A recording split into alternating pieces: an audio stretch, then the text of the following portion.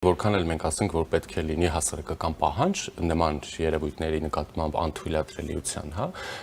որ դա գուցե նաև որոշ չափով զգոնություն կհաղորդի տարբեր քաղաքական հասարակական խմբերի, բայց այնուամենայնիվ պետք է փաստել, որ հենց քաղաքական կամ այլ շահադիտական նպատակներով են արվում դրանք,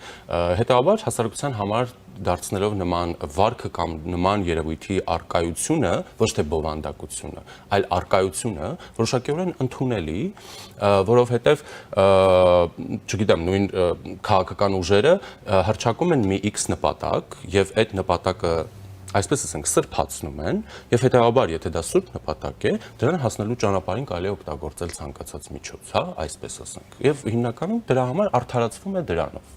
Դե հասարակությունն էլ ասում է, օքեյ, բերեք տեսնենք, համոզվենք։ Դա դրա համար մենք բոլորս շատ լուրջ պայքար պետք է մղենք այնպիսի կանոններ սահմանելու համար, այդ թվում քաղաքական ուժերի համար, որպեսզի այդ կանոնները համապատասխան լինեն մարդու իրավունքների արժեքներին։ Այսօրվա քաղաքական դաշտում ես միանշանակ նկատում եմ այդպիսի արժեքներին հակասող բազմաթիվ գործելակերպեր եւ սա ինձ համար ոչ միայն մտահոգիչ երևույթ է, սա նաեւ այսպես կարմիր գծի պես մի երևույթ է, որ ինձ հուշում է, որ պետք է շատ լուրջ քայլեր ձեռնարկել քաղաքական միջավայրը փոխելու համար, որովհետեւ այո, բոլորս ենք հասկանում, որ քաղաքական ուժերը բնականաբար ձևավորվել են քաղաքական նպատակների հասնելու համար եւ իրենք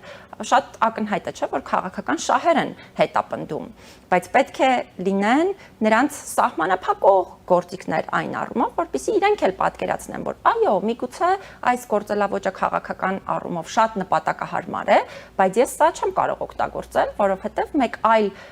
ավելի մեծ արժեքի է հակասում եւ իմ քաղաքական նպատակին